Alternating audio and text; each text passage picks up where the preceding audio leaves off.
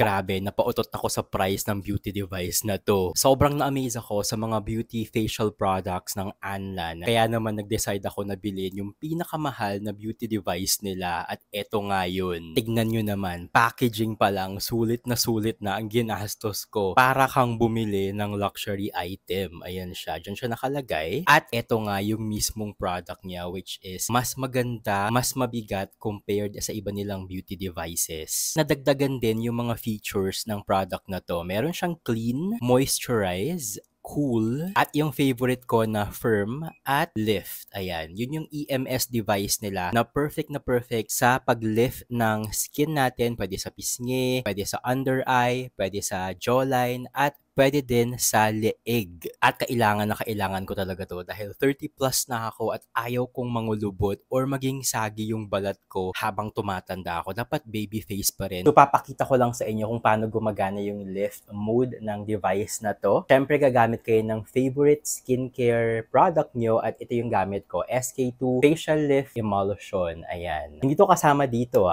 So separate product to pero ito talaga yung ginagamit ko para mag-lift yung balat ko. So 30 plus na ako pero marami pa rin nagsasabi na mukha pa rin daw akong bata. Mukha daw akong college student. So ganito lang siya. Pwede mong i-apply dito directly or sa face muna. Pero ako ang ginagawa ko is sa face muna. Ayan. So kakatapos kong mag-ilamos niyan. Ayan. So lift. And pwede mo ding babaan or taasan ang level niya. So ganyan lang. Ayan, medyo para siyang may kinokuryente pero bababaan ko lang yung level niya, ganyan. Ayan. Yung kuryente is very normal dahil yun yung EMS feature niya or electrical muscle stimulator. So yung kuryente na yun is nagpe-penetrate sa skin natin para mag-trigger siya na mag-produce ng maraming collagen dahil habang tumatanda tayo, bumabagal yung katawan natin na mag-produce ng collagen for skin elasticity. So, ganyan lang siya. Pwede din siya dito sa, ayan, nilagay ko dito yung mismong product, ayan.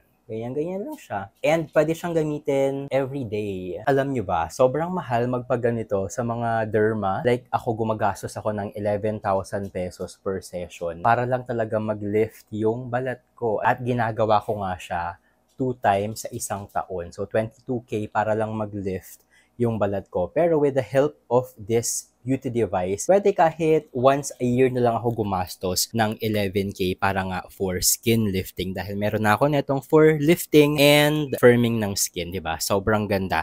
So, kung kayo ay 25 years old, 30 years old na, mag-check out na kayo neto to avoid early signs of aging like saggy skin, fine lines, wrinkles. Gamit lang tong beauty device na to habang nasa bahay kayo. Medyo may kamahalan lang talaga siya. Actually, ito ata yung pinakamahal na beauty device ng Anlan. Pero worth it naman dahil mas maganda talagang mag-invest sa balat natin kapag tayo ay tumatanda na kung gusto nyong maging baby face pa rin kahit nasa 30, 40 years old na kayo. Ilalagay ko to sa yellow basket sa baba ng video. Dito, check out nyo na lang kung gusto nyo maging baby face kahit masakit na ang buto-buto natin dyan.